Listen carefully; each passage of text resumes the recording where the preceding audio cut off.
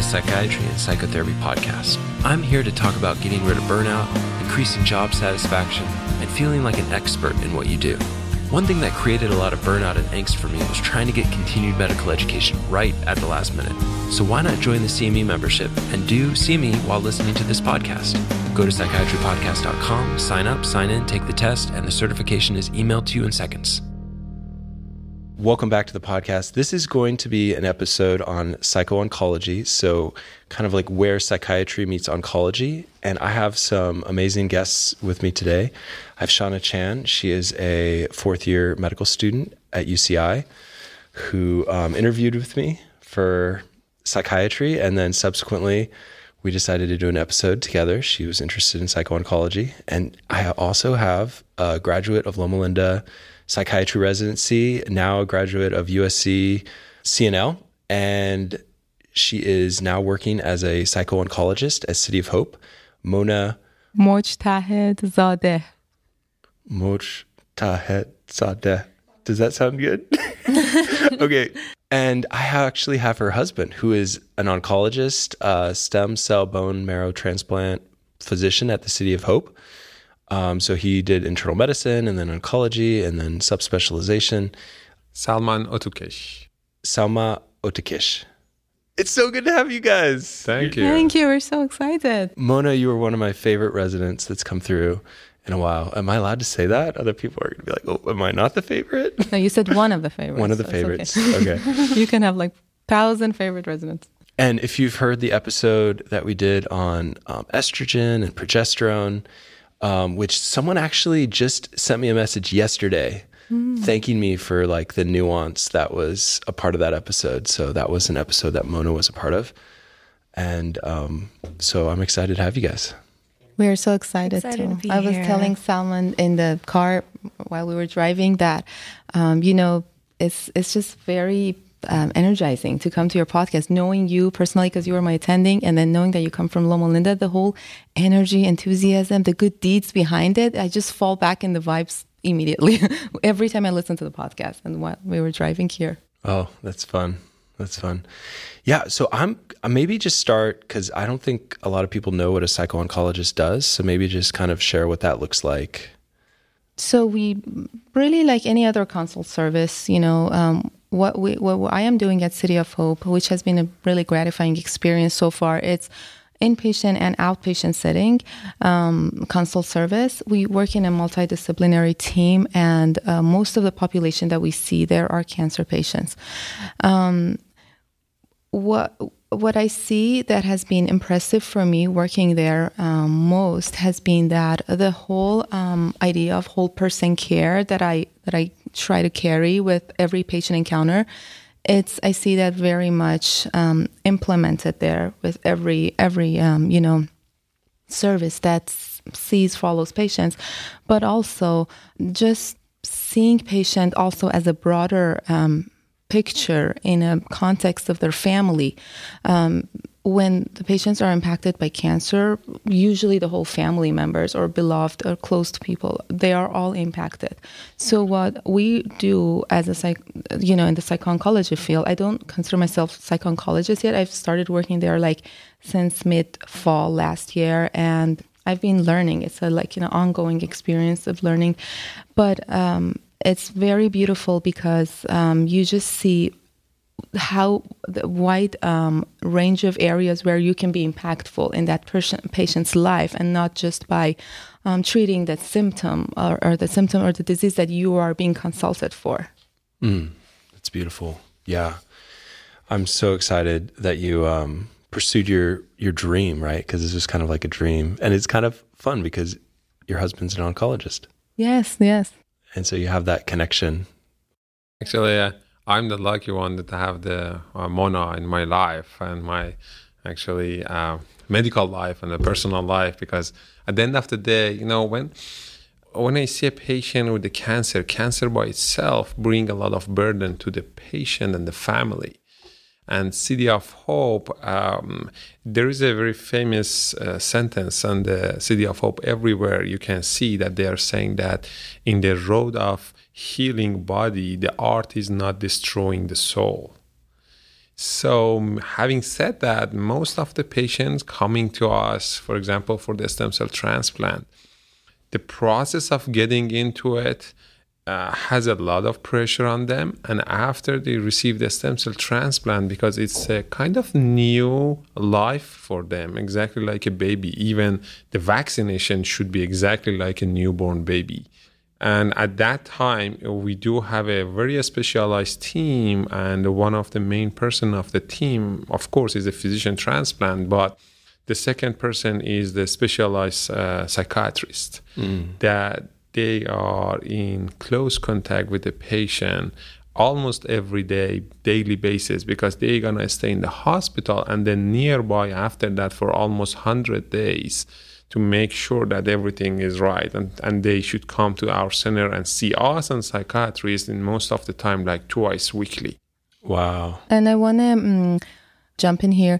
And there's this whole division of supportive care division, where it includes psychologists, social workers, psychiatry, pain, palliative.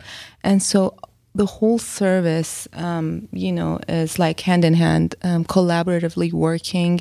Sometimes psychiatry gets involved, sometimes not, but it's just beautiful to see that, that collaboration from very direct and close. Yeah, yeah. With cancer patients. Yeah, so I want to get into kind of some of the pearls that we can, give to a provider that is seeing someone who's struggling with cancer. And so I was thinking we could start with kind of talking about some of the differential diagnostic thoughts around, is this depression? Is this normal grief? Is this hypoactive delirium? Are these cancer symptoms? Are these symptoms of the medications that are used to treat cancer? And there's a lot there, right? We could probably just talk about that for 6 hours. So we'll probably just touch the tip of the iceberg and give some of the big kind of things. So maybe I'll have Shawna start. What does depression look like for cancer patients? So I think depression is a very interesting thing to look at within that patient population, because there are certainly symptoms like anorexia, insomnia, fatigue that could be due to their treatment or due to the recent diagnosis versus an actual clinical diagnosis of depression. So there are some different approaches to diagnosing whether a patient has depression. There's the inclusive approach that counts any of the major depressive disorder criterion, regardless of whether it's due to the medical condition or a psychological cause. And this approach can result in falsely elevated rates of depression. So there's also the exclusive approach that excludes anorexia, fatigue. However, this then results in reduced sensitivity for detecting depression. And lastly, there's also a substitutive approach that excludes somatic symptoms related to somatic illness. So it'll exclude fatigue, weight loss, psychomotor changes, and replace that with cognitive affective symptoms such as irritability, tearfulness, feeling punished. And the interesting thing is, I guess, between these different approaches, it's been found that they each have advantages and disadvantages. And ultimately, it's hard to decide which is the correct approach for every single patient. Yes. In the recent years, there has been increase in prescription of antidepressants in cancer patients, and that has not necessarily found to be a bad thing. It is very much individualized, case by case, different. And as you're saying, there's a wide range of differentials, and I got to keep in mind all those differentials when I go see a patient. And always keep in mind drug-drug interaction, so I don't start antidepressants right ahead from the scratch. Yeah, so maybe let's start with when is this just adjustment disorder? So adjustment disorder, they're just struggling with the adjustment to having cancer. It's not actually there's not the sort of the neurovegetative symptoms of depression. Yeah, what did you find when you looked at this, Shawna? Yeah, well, I think kind of to add to that, when someone receives a new diagnosis of something like cancer, having a distress response is almost like a healthy response. So it is said to be the most common psychiatric diagnosis in patients with cancer, adjustment disorder. And for adjustment disorder, kind of like how we treat adjustment disorder in other patients, psychotherapy tends to be first line, and there's less evidence for using medications to help patients with adjustment disorder. Yeah, I would agree. Like, I think it's really normal to have a difficult time with that new diagnostic, sort of struggle. Exactly. Yeah. Yeah. Do you, I mean, I'm sure you see that pretty Yes, ubiquitously. we usually, the consults that you see, they're like simple word depression. But you go there and you see the patient and you give him every right to feel sad right now, or her. And it's really, sometimes you don't, what I do a lot of times is just validation and acknowledgement of the symptom, and then trying to drag out the important features of, where I really see it as a major depression. Mm-hmm. And even adjustment disorder is where you are adjusting poorly, where it's impacting all your life. It's impacting your personal life. It's impacting your function. So even that is sometimes a heavy word for the person who's going through normal grief process, or can still be happy if it's distracted about the. Mm-hmm. Yeah. When do you tend to think this is not just an adjustment disorder? This might be more depression. If I want to go by textbook criteria, I might miss still some, I might overdiagnose or underdiagnose sometimes. So to me, again, if I want to just use my clinical judgment, anhedonia is a very important feature for me. If the person is not able to enjoy anything, even out of context of being in the hospital in that setting. Mm-hmm. I ask the patient sometimes, if you were not diagnosed with cancer, if this stressor was not here, do you see yourself being able to enjoy life?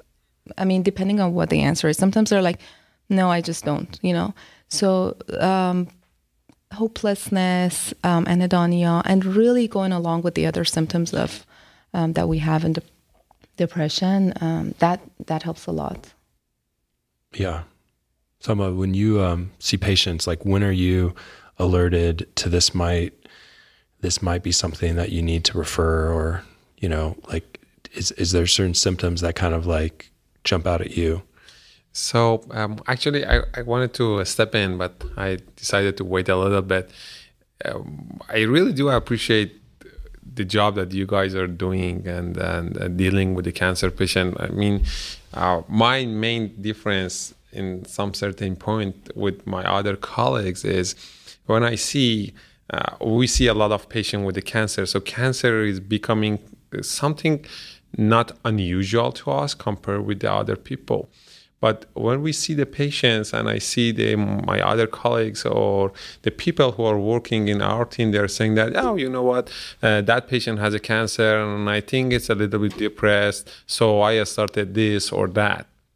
So majority of the time, I'm the one that I disagree with them, and I say, "Hey, we need to seek an attention from the psychiatrist to talk to the patient, because we don't know, as you said, whether this is the adjustment disorder or this is the normal grief or this is the real depression or not. To me, I cannot realize and distinguish between these things. But to you guys, I'm sure that with 5 minutes talking to the patient, you can. And the other side is the medication that usually we are using for this kind of patients, specifically, for example, for a stem cell transplant patient or the patient who are under the chemotherapy.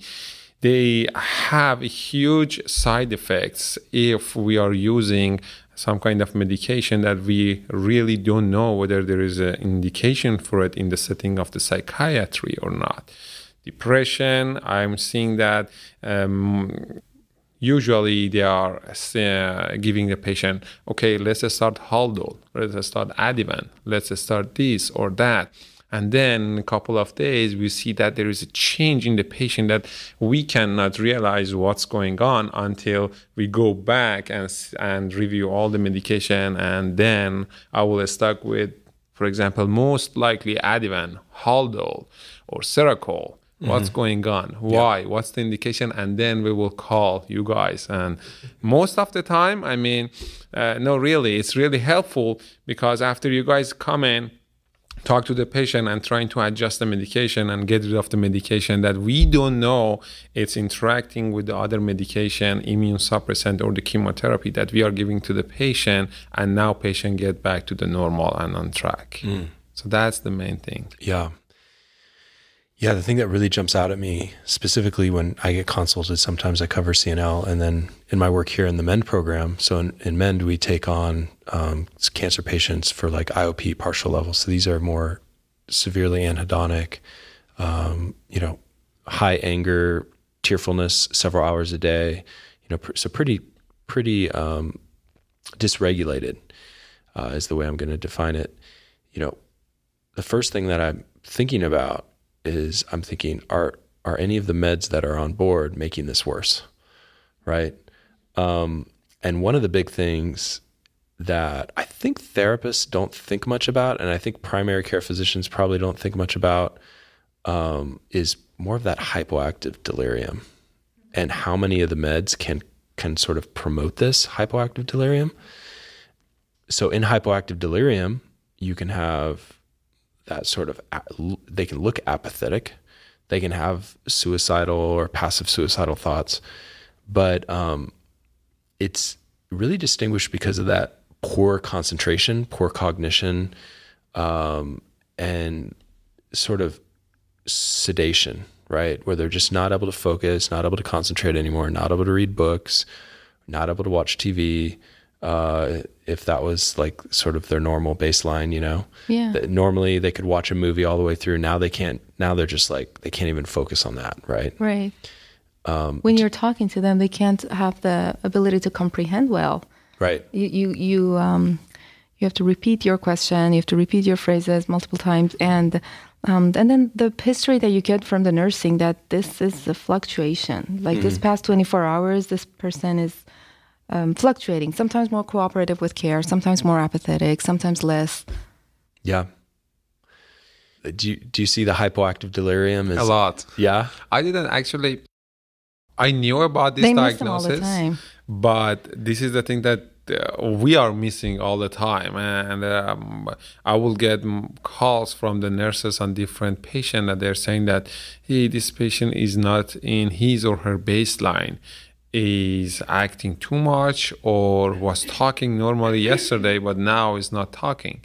So most of the time, they are saying that even the nurse is telling me that I think he or she is a little bit depressed. So we need to start something on it. Yep. So this kind of things, I mean, they know that there is something wrong, but because lack of the knowledge, they can't find the real word because they don't know. So they will use the depression to describe that. So I don't have enough knowledge to go to that. So at this time, this is the time that I can text or call or consult Mona. So.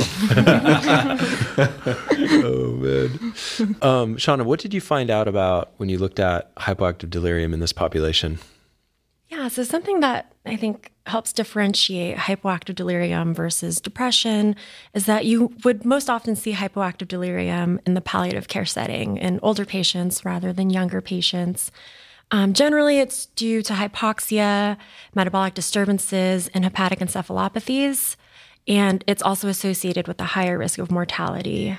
And kind of like we've been discussing, a distinguishing feature that helps is that degree of cognitive impairment and the waxing and waning of it. Yeah, so it has a higher risk of mortality. It's not going to respond to therapy or to SSRIs. Mm-hmm. And I think a clock draw is really helpful. Mm-hmm. If they can draw a clock, like put the circle around, put the numbers around the clock, like you would see it on a wall, mm-hmm. put it till 10 to 11. If they can do that, they're probably not hypoactive delirium. That is very useful. Yes, the clock drawing. Or count backward from 21 by threes. Count, say the days of the week backwards. Stuff like that, where you have to like focus, concentrate. I think those are the quickest ways of sort of delineating that this is more of a hypoactive delirium. Any other thoughts on that? No, I think that was It's a really covered good that. learning session for me. And then, Dr. Puder, you mentioned something very nice about the drug interactions. I remember when I was, at Loma Linda in a clinic, we had a patient that she was complaining of an attention problem. And it was also clinically, present in her encounter. So she was on amitriptyline for pain, low doses. She was also on Wellbutrin. I know we're going to go on this in detail this afterwards. This is a good one to bring up, though. But I think this is the time. And then, so Wellbutrin, the dose of Wellbutrin was increased, and she then came back complaining of cognitive problems. Right. And that was when you taught me at that time that this is a 2D6 inhibitor, and it's probably raising the amounts of amitriptyline more than intended. Yeah. So you have amitriptyline is commonly used for pain.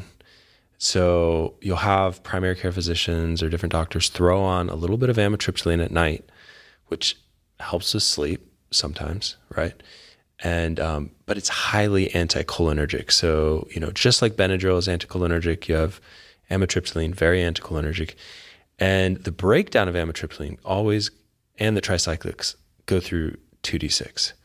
So if you have a 2D6 blocker like fluoxetine, Paxil, Prozac, Paxil, paroxetine, or Wellbutrin, you could have increased levels of the amitriptyline and therefore increased levels of that anticholinergic. And that is it's just the easiest win when I see a patient coming on that. But I feel bad because, I'm sure that this is going on a lot more than I can diagnose. And I feel bad for these patients who now are sort of sent into this hypoactive delirium. I know what it's like. You know what it's like to take Benadryl at night when you're sick. Take some NyQuil. There's Benadryl in there. Like when you wake up, you're just kind of a little bit more lethargic. Foggy. You're a little bit foggy. You're less emotionally reactive. It's harder to concentrate. So that's hypoactive delirium. And also steroids. Yes. Steroids can cause hypoactive delirium. And when you inject people with the chemo agents, what do you give as well? Benadryl, right? It's actually, commonly this is used, the standard. yeah. I think everywhere that pre-medication before chemotherapy, we will give Benadryl and the steroid. Yep. So both in order to get less hypersensitivity and reaction and cover the possible side effect of the chemotherapy and the steroid also. So, yeah. And then being in the hospital increases risk of delirium, hypoactive delirium. So just being in an ICU, being in a hospital, there's much higher rates. People coming in all night, waking you up, checking your vitals, new people all the time, it's stressful. And then having, a comorbid infection, which is very common if they're in the hospital, right? Yeah. So all of these things. In the cancer population, the direct effects of the brain tumor, whatever, if they have a brain tumor, if they have leptomeningeal disease, these are all different risk factors. I was just thinking, about different medications other than steroids. We always, it's great to be, informed and mindful of what cancer medications people are taking, even though we're not oncologists, but there are a lot of times just side effects of the chemotherapy regimen that they're taking. What kind of chemotherapy regimens do you usually give patients that you suspect delirium? if the patient has a delirium, or we are not proceed to give anything that have a CNS side effect. For example, if the patient has leptomeningeal disease, one of the chemotherapy that we might try is high-dose methotrexate. So high-dose methotrexate has a CNS penetration. Sometimes we use only intrathecal methotrexate, which goes directly to the CNS and goes to the brain. But unfortunately, there are lots of side effects comes with it that we cannot prevent the patient with any kind of pre-medicate patient with a steroid or with Benadryl. The common side effect for the methotrexate, either if we are using it as a high dose, which has a systemic effect as well as CNS penetration, or giving the intrathecal methotrexate, is subacute, acute, or chronic leukoencephalopathy, and bringing a lot of damage to the brain from the moment that the brain is going to be exposed to this medication and for the rest of the patient's life as a sequel of it. So these are the things that this is only one aspect of the treatment for the patient. We are treating the patient, but with the expense of giving a lot more side effect to the patient later on. Yeah. Yeah. You know, when you're trying to keep people alive, there's sometimes like a risk benefit that we go through, and it's tough. Yeah. I also think like brain radiation, I've seen it's gonna, you know, anytime there's, you know, a hit to the brain, you can get pushed. Your sensorium is going to get pushed. Yeah. So even if the edema. even if you don't get into the hyperactive delirium, which is like that sort of agitation, pulling out their lines, throwing things, hallucinating, you know, visual hallucinations. You can have cognitive deficits out of it sometimes. Cognitive, yeah. Even if you don't get to that hyperactive delirium, you may get into the hypoactive, and then so as a nuanced psychiatrist, you're looking at the med list, thinking, okay, how do I minimize any anticholinergic medications? Ativan is going to make this worse, 100%. Any benzodiazepine, lorazepam, you know, Klonopin, clonazepam. And I'm glad that you're bringing this up because I think it's an ongoing discussion in every consult service. Oh, really? About the side effects of deliriogenic side effects of benzodiazepines, anticholinergics, and cancer population is it's more difficult to minimize their use sometimes because they're being used as an adjunct for nausea or the hypersensitivity syndrome. But still, it is something that we still play a huge role in, you know, just educating and letting everybody know that this person is suffering from hypoactive delirium as much as possible to minimize use of the deliriogenic medications. Yeah. And on my website, in my resource library, I have a nice Excel sheet that goes through every medication and if it's anticholinergic and how anticholinergic or cognitive.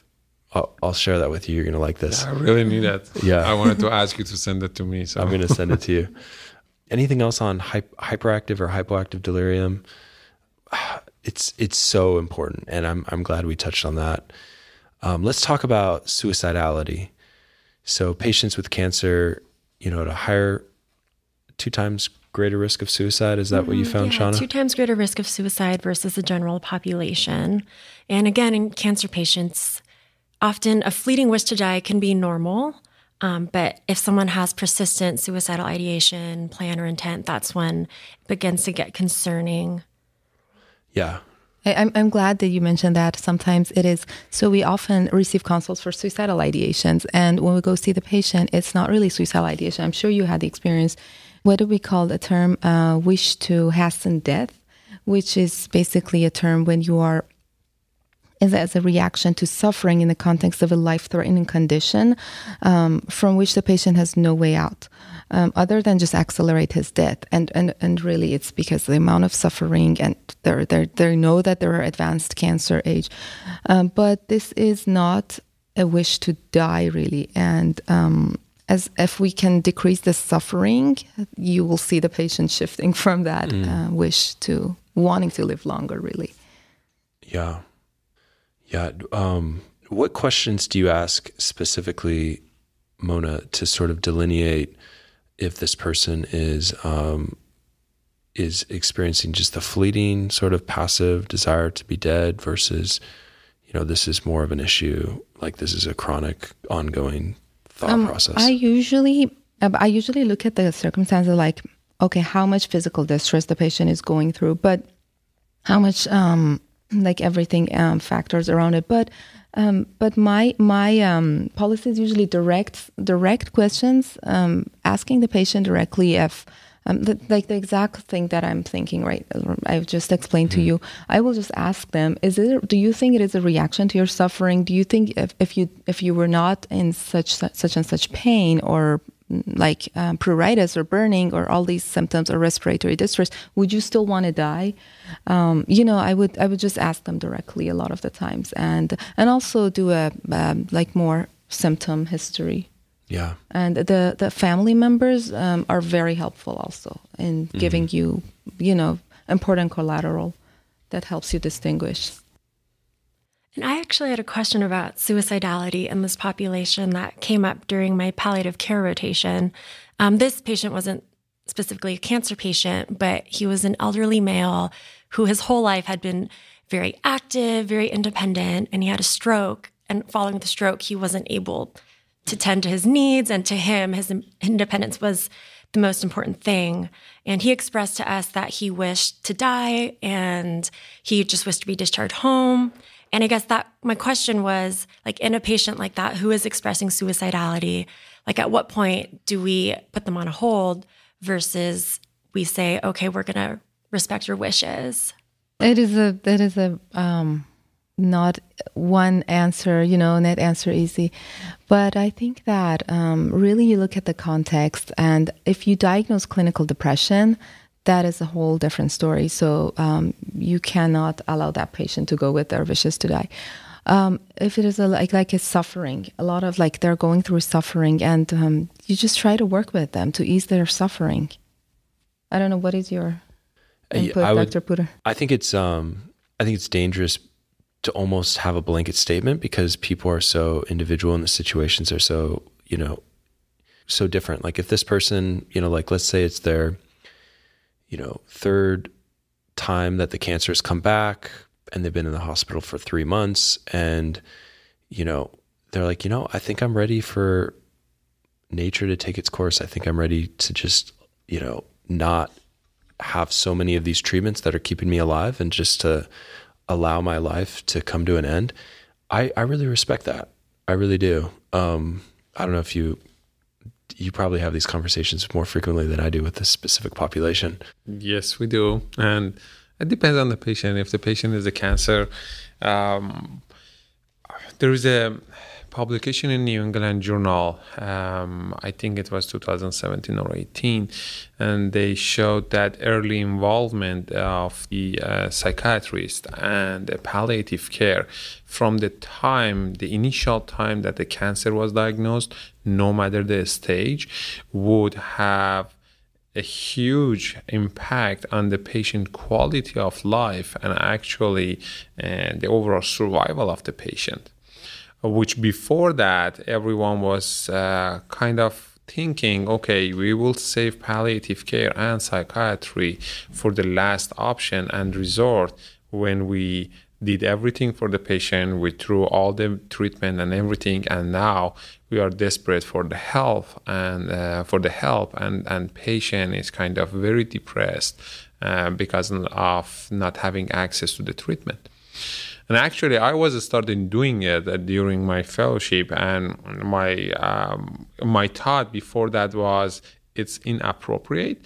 But when I was talking to the patient and giving them this information and then follow them through this, I saw that how much they are really happy throughout the treatment. However, in the patients who are coming after receiving a lot of treatment and now, for example, wants to go for a stem cell transplant, one of the major criteria before going through a stem cell transplant is getting the clearance by the psychiatrist.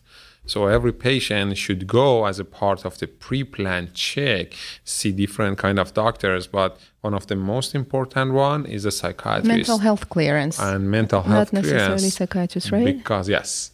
Because we have to make sure that after the transplant, patient will able to cope with this new life, and specifically following the instruction about how to get the information correctly from the different person, how to follow me as the transplant physician, taking a lot of medication, making sure to come to all the appointment, not missing any appointment, not going to the birthday, not going to the trip for a while, for 1 or 2 years, and all these things.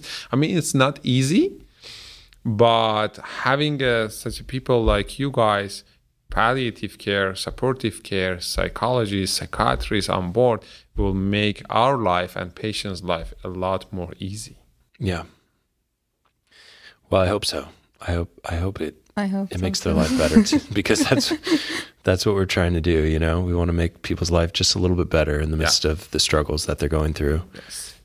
Okay. So anxiety, another big category of symptoms. 10 to 30% of cancer patients have significant anxiety.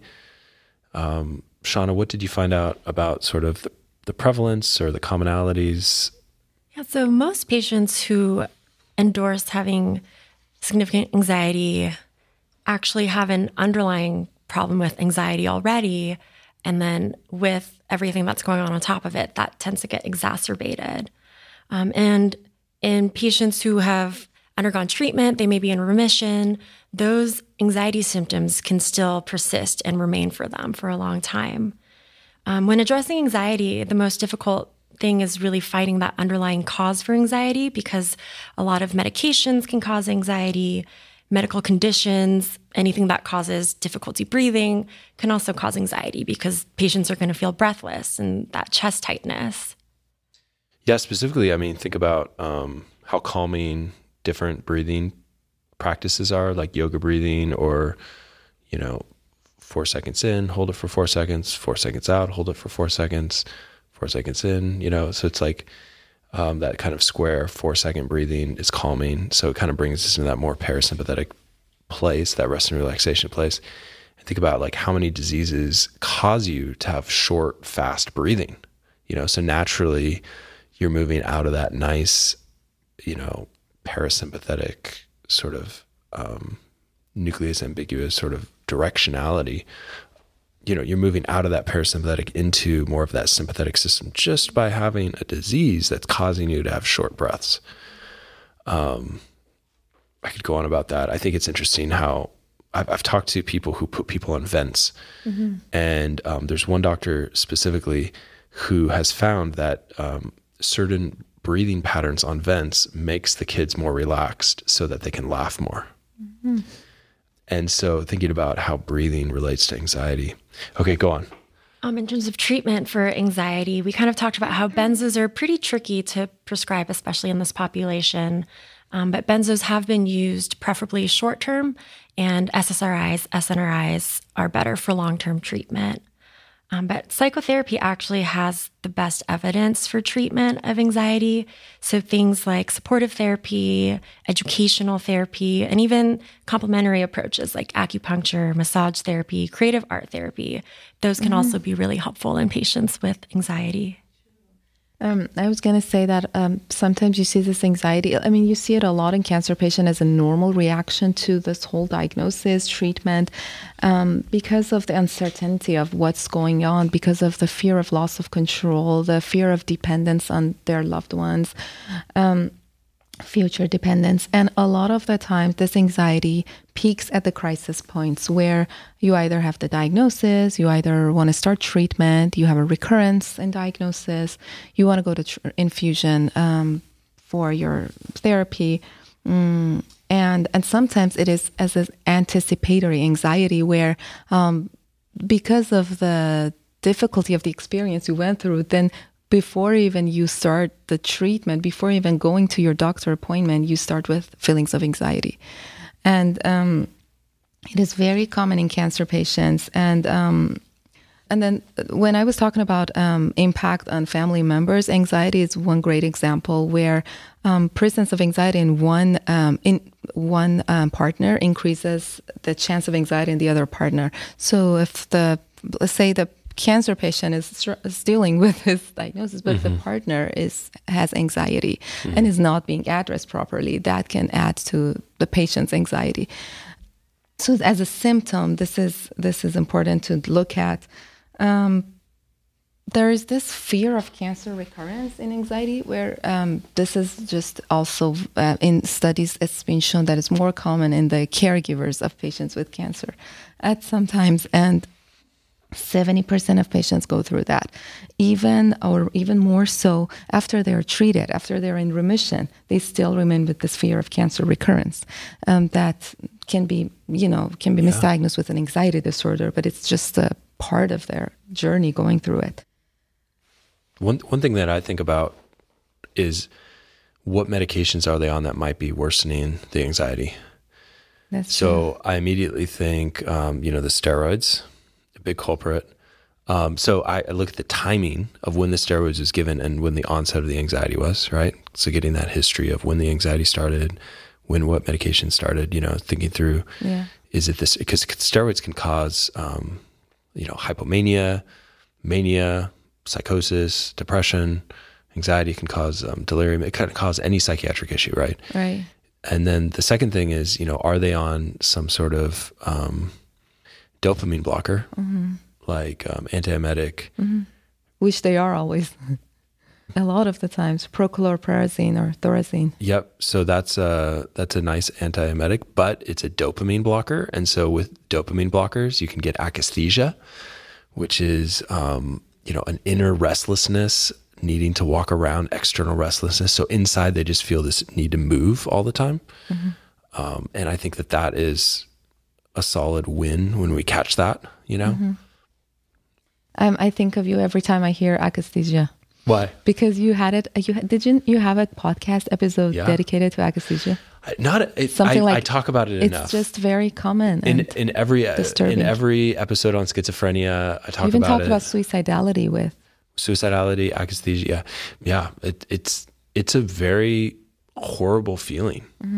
And whenever I post on it in social media, there's someone who puts up a comment like, "Oh, I've had that, and that was like the worst week of my life." Yes, this inner feeling of restlessness where you're not necessarily worrying about anything. Yeah, it's like a bodily restlessness. Yeah, and it's one of those things that we can catch and then we can treat. We can take them off the dopamine medication. Metoclopramide can cause that as an antiemetic also with dopamine blockage. Yeah, that's good. It's good that we already discussed like the respiration, how it can affect anxiety. Hypoxia, it can be a symptom of pulmonary thromboemboli, this other medical comorbidities. So it's not always a primarily anxiety problem in the patient. But I wanted to talk about pain too. Pain can cause anxiety, but the interesting thing that I read recently was that anxiety and depression have more huge burden on pain than pain has on them. So anxiety can really amplify pain and untreated anxiety. Yeah, I was thinking about that. We didn't mention pain with hypoactive delirium, but opiates, right, can worsen delirium. Yes. But then untreated pain can worsen delirium. Yes. So it's like, what are you going to have? Are you going to have finding more pain? The middle path between this? Have less pain, right? And then anxiety, opiates can decrease attachment pain as well. So it's like, are they worried about leaving their loved ones? And that's part of the anxiety. So maybe if they get that treatment for their pain, their physical pain that comes with the cancer, maybe it helps with that sort of psychic pain as well. The problem is when they're on chronic opiates and then they get like a hypersensitivity to depression or, sometimes it can make depression worse or anxiety worse long term, or it can just make them less functional. Or like it. A lot of chronic opiate users are just like in bed often because they're just not, needing to seek out connection with others or, Yes.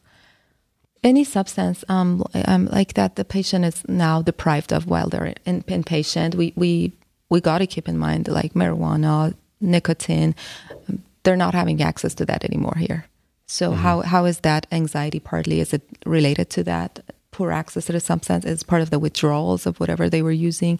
If they're coming out of surgery where they were hugely sedated with midazolam, like strong benzodiazepines, propofol, and now they're coming out of this, they're either delirium or not, but this anxiety can really drive from some withdrawals of the sedative medications, especially in older ages where you have slower metabolism, and as you go along, you see this anxiety kind of fading away more slowly than a young person who comes out of surgery. That's good. Yeah, and because benzos are the treatment of akathisia, I've had one patient who was on Risperdal who, getting them off of the Klonopin, unmasked the akathisia underneath. So it wasn't even the withdrawal from the Klonopin. It was actually just not having the Klonopin that was treating the akathisia. So there can be some like nuance there. And so getting the full medication history, when the medications were started, when the anxiety was started, and thinking, especially as a psychiatrist, like what are all the different things that might be leading to this heightened level of anxiety? Okay, shall we get into effect sizes? Okay, so we're going to go through some of the different treatments, and then the last portion, we're going to get into some of the nuance of the P450 system. So let's talk about effect size. Yeah, so effect size is the difference between the treatment and control group expressed in standard deviations. So for example, if an effect size is 1, it means that the treatment arm moved 1 standard deviation away from the control group. When looking at effect sizes, 0.8 is considered a large effect size, 0.5 is moderate, and 0.2 is small. Yeah. And so the point of this is for us as clinicians to decide if this treatment is worthy to continue to prescribe based on how strongly it's going to make an impact in someone's life, right? So let's talk about this this meta-analysis on exercise. What did they find? So this is a meta-analysis of almost 5,000 cancer patients, and it was looking at the impact of exercise on cancer-related fatigue. And these authors found that exercise had a mean effect size of 0.32 on reduction of cancer-related fatigue during cancer treatment, and that effect size increased to 0.38 following cancer treatment. Yeah. So how much exercise is recommended by American College of Sports Medicine? 150 minutes of moderate intensity exercise per week, actually. How would that would be? I was thinking 2 to 3 hours a week. That's a lot. Yeah. That's a lot. That's a lot. How many of your patients exercise? Is that a lot? I get sometimes. It could be hard for a normal person, let alone someone who's struggling with cancer. I do know, because I'm in this sort of strength community, that there are some people who continue to lift weights, squat, deadlift in the midst of going through chemo, going through radiation, and there's a couple of these case studies that are well known in our community of people who have had cancer and continued to get stronger in the midst of it, or just maintain, and how valuable they found that for themselves in the midst of it. Like, if I'm not losing weight, I'm not dying. Type of attitude. Yeah, that's correct. I mean, I was amazed, and almost every day when I see patients in the clinic, some of them I truly am learning about the way that they are looking into the life after the cancer. Let me give you an example. I had a patient that it was like 62 or 63 years old. Very good guy, very nice guy. We did a transplant, and initially we had a problem with obesity, so overweight. But when I see the patient in the clinic, I said, hey, I can't imagine if you lost like 200 pounds in 1.5 years after you got the transplant. And what are you doing? He said that, you know what, I'm biking. I said, you're biking where? You cannot bike. You know that, because outside, you cannot go outside and do the biking. I said, you know what? I found my way. And I said, okay, I'm interested to see what you're doing. And he told me that he designated this a kind of room in his house, and he put a bike there. There is a huge camera back on the bike, on the ground, and there is a screen on the wall. And he said that there is a program that you can buy for it, and it's a virtual biking. Yep. And you can do it like you are in the middle of the game, or biking, racing with the other people, like in Paris, like in London. And you can do it like for 2 or 3 hours a day, as long as you can. Wow. And you see, this is the way that I see, wow, people can find a way, even if they are dealing with the cancer or the side effect of the cancer, no matter what. I mean, I think it depends on the person and the way that they are looking to the life. Sometimes with the cancer, they are looking in the life that, okay, my life is over, that's it, I will fight, but not for more than that. But another people will look at it as a new opportunity that the life gave it to them, no matter what would be the end points. So this is kind of difference that I realized that the patient, I can divide my patient between these two. Yeah. One more thing about cancer-related fatigue. Medications have been considered, like psychostimulants such as methylphenidate, modafinil has also been used. But looking at studies that compare the effect sizes of treatment with pharmacotherapy with these psychostimulants versus exercise, we actually see that exercise is a lot more effective than these medications. And even psychotherapy is better than medications for treating cancer-related fatigue. Yeah, let's go into psychotherapy a little bit. Like, what have we found the effect sizes for psychotherapy on like anxiety, depression, stuff like that? Can I talk about fatigue a little? Yeah. About 40% of cancer survivors struggle with fatigue. That's a huge number. And then 100% of those cancer patients going through active treatment struggle with fatigue.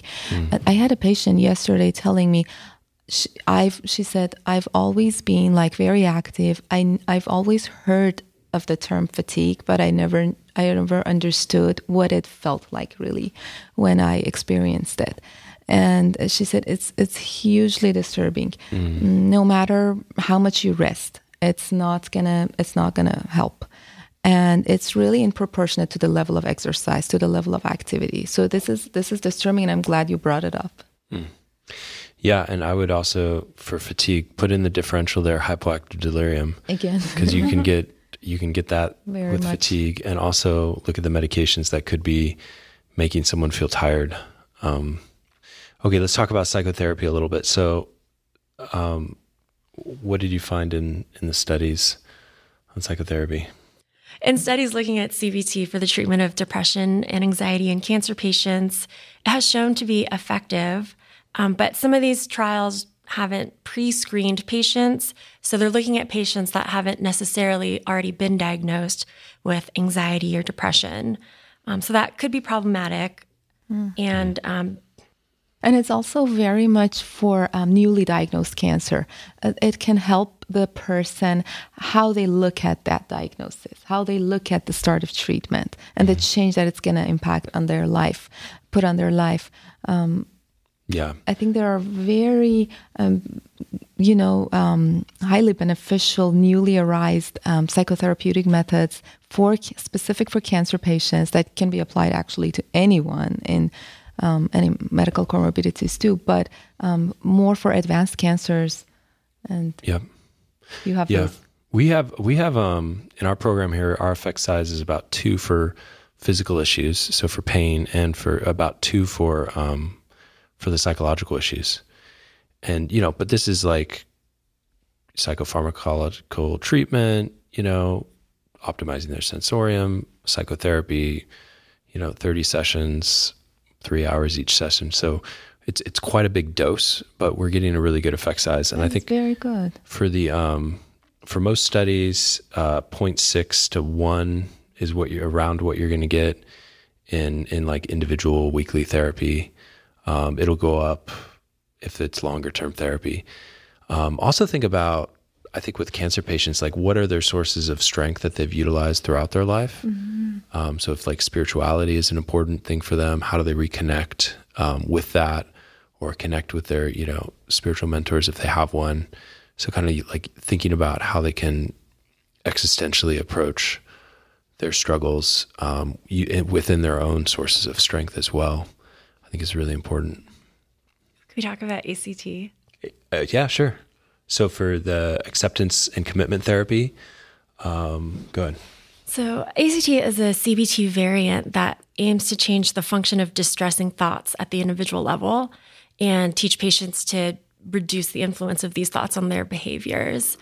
And there was actually a really interesting study that looked at ACT versus what the authors called treatment as usual, which just comprised of commonly used cognitive and behavioral components.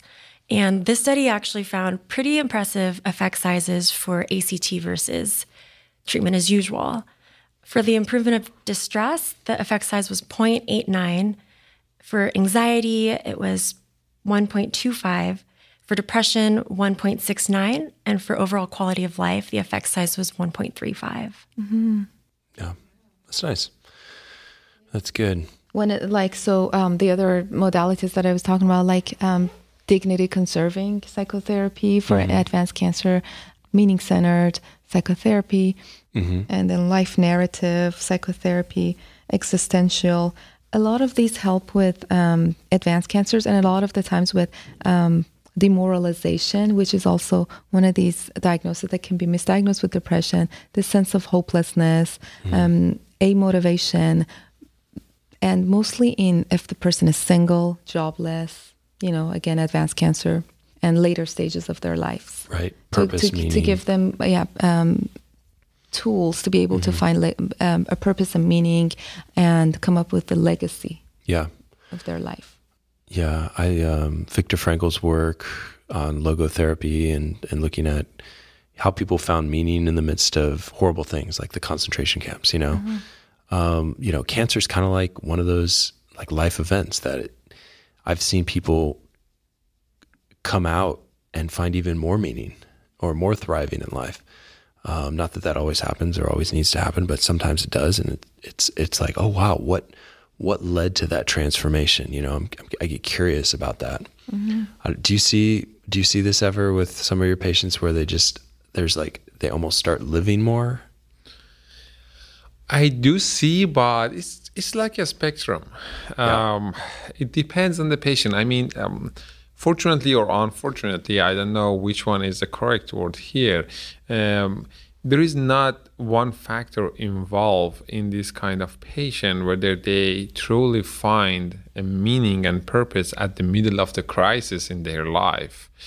But I do see, and it's really amazing for me. And to be honest, sometimes I will consider myself and I put myself in their shoes and see what would be my reaction, what would be my thought.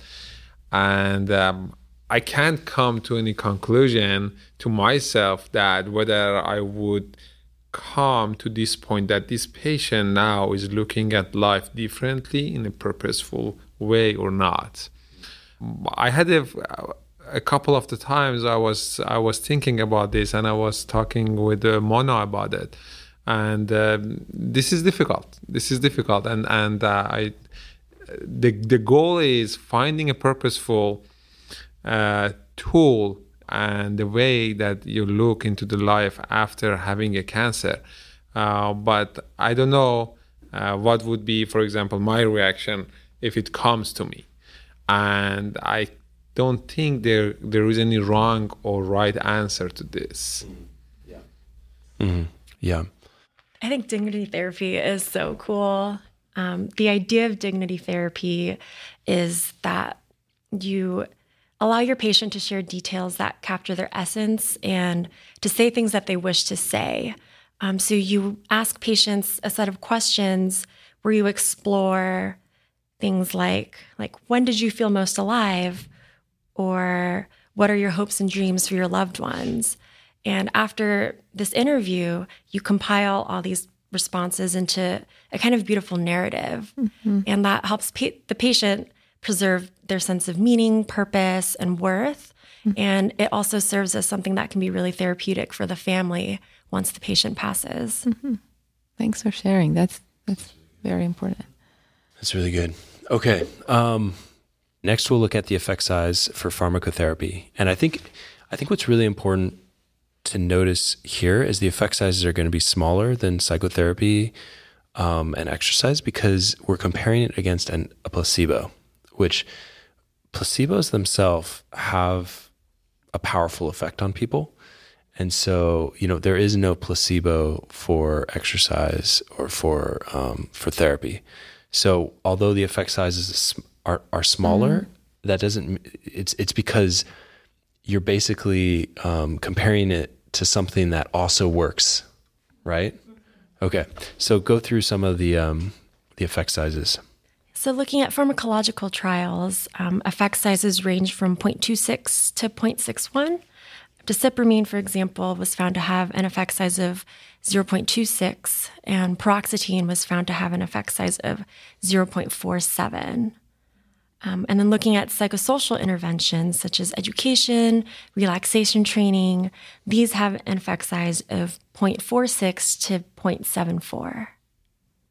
Yeah, and interesting, modafinil for fatigue was pretty low. The effect size was like 0.1 or 0.09.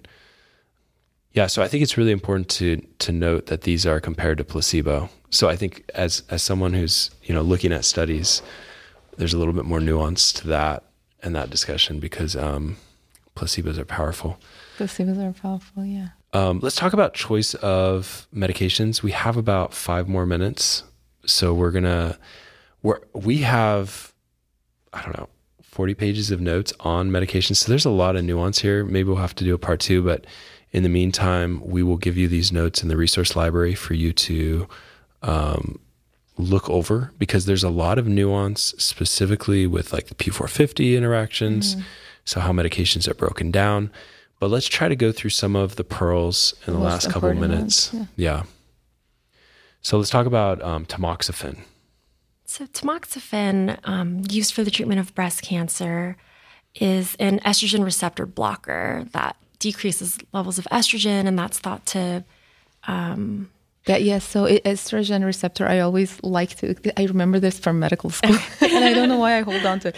It's estrogen receptor blocker in breast cells, but it's estrogen receptor agonist in hypothalamus. So, but in breast cell, it actually prevents growth of breast cancer and cells. That's cool. When given. Yeah, and so we want this tamoxifen to be metabolized by 2D6 into the active form. And so if we're treating someone with a 2D6 blocker, they may not be able to get the active form of tamoxifen. Endoxifen is the active form. Yeah, endoxifen. So, and endoxifen has like 100 times higher affinity for the estrogen receptor than the parent compound, than what it starts out as. So I've had patients who are put on this and then they come see me. And this one specific patient was on fluoxetine, Prozac, which is a 2D6 blocker. And so I had to change them, which was sad because they were doing so well on this one. They did well on the second one, but we don't want to change things that are doing well in general. Yeah.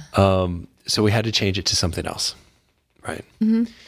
And the other situation is if they're on like paroxetine, Paxil, which is a heavy 2D6 blocker, we're going to have to change it to something else. Yeah. What do you think? Well, as I said in the beginning, it's a learning session to me. So I feel very lucky to be here. And now I know a lot of things that most of my colleagues, they don't know. Yes, that's true. Actually, tamoxifen is a really, really good medication. And these days we are using it extensively as a hormonal therapy for the patient who we called it ER/PR or estrogen or progesterone receptor positive cancers, because as you mentioned, the mechanism is they are going and blocking the estrogen receptors that the breast cancer cells, they love those receptors and they will go find them wherever there is estrogen, they will go find them, and that kind of is feeding the cancer cells. So when we are using the tamoxifen, we are blocking that kind of feeding and the food court for the cancer cells. And it's really, really important, the type of the medication that we might use sometimes to help people. For example, for the depression, or going see another doctor and save them an appointment and a waiting line. But at the end of the day, our purpose of giving that specific medication like fluoxetine is good, but it's not good for the patient down the road. And it's really good to know this kind of information. And I will try to share this information with my colleagues. So it would be better than nothing, but... Good, yeah. There's actually this really cool study looking specifically at SSRI use in breast cancer patients taking tamoxifen. And the study actually found that patients taking strong CYP2D6 inhibitors, such as paroxetine, had increased mortality compared to patients taking weak inhibitors, such as venlafaxine. Because they had reduced efficacy of their tamoxifen. Yeah. So this is a good pearl. So what are the, so it's good to go over there are strong level of strength in CYP2D6 inhibition in terms of SSRI, SNRIs. It sounded like Paxil or paroxetine and Prozac are one of the strongest. Zoloft and Cymbalta can be in high doses, can have 2D6 inhibition. So in lower doses, Zoloft under 200 milligram doesn't have significant 2D6 inhibition.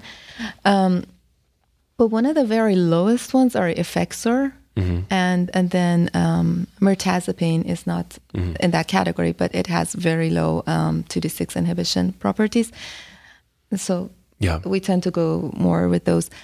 And then Lexapro, Celexa are in between. After Effexor, if you couldn't use that, Lexapro, Celexa would be your next option. Yeah, and I think there's other reasons to use Effexor, venlafaxine, or hot flashes. Tamoxifen can cause anxiety, hot flashes, and as a side effect potentially, where SNRI such as Effexor can play a role there. Yeah, and Shawna was sharing me from her reading that she found that hot flashes are a good thing. Oh, yeah. So hot flashes can possibly indicate a better prognosis because when less estrogen is present, women tend to have hot flashes. So having a hot flash might be an indication that the tamoxifen is working. It's working. It's good to share with patients when they're suffering from it. And then how we can manage that. And then we try to treat that with the Effexor or the desvenlafaxine. And the desvenlafaxine, actually, there were some good studies that show that could be helpful because even if you're on a 2D6 blocker, you still get the active form of the, because Effexor turns into desvenlafaxine. So desvenlafaxine is a medication we can give, which is the Prestige. The active form. Yep. And it doesn't go through the 2D6. So you can still get the active form if you have a 2D6 blocker from one of the other meds that they might be on. Very good. I think we're going to have to bring this to a close today. This was amazing. We could totally do a whole series. We could talk for hours. I think bottom line for medication, as you said, prior response to treatment is so important. And we still want to keep that element in mind. And the medical comorbidities, drug-drug interactions. I just want to kind of wrap up that and pharmacotherapy of cancer patients with psychiatric comorbidities. Route of administrations, a lot of time you have a patient where you just cannot take any oral or sublingual because they haven't passed their swallow eval. So you need to think about medications that you can give IV, and also length of, onset of action of the medication, given the time that the patient has left. Where do you might start thinking about psychostimulants as a mode for increased energy, less for depression, but more for energy and more active lifestyle. Yeah. Because of their rapid onset. Yeah. And so I'll have Mona take a look at these notes, co-author them with myself. Thank you. And we'll put these up, and maybe we'll come on for part 2 if I get some comments that you guys would like to hear more. Great. Thank you very much. Thanks for having us. Yeah, it was a pleasure. Thank you for coming. It was awesome. I think people who are treating this population are really going to appreciate this, and I'm sure also some patient who's struggling with depression or anxiety, or who has cancer is going to listen to this as well, and hopefully find some value. So great. Thank you so much. Thank you.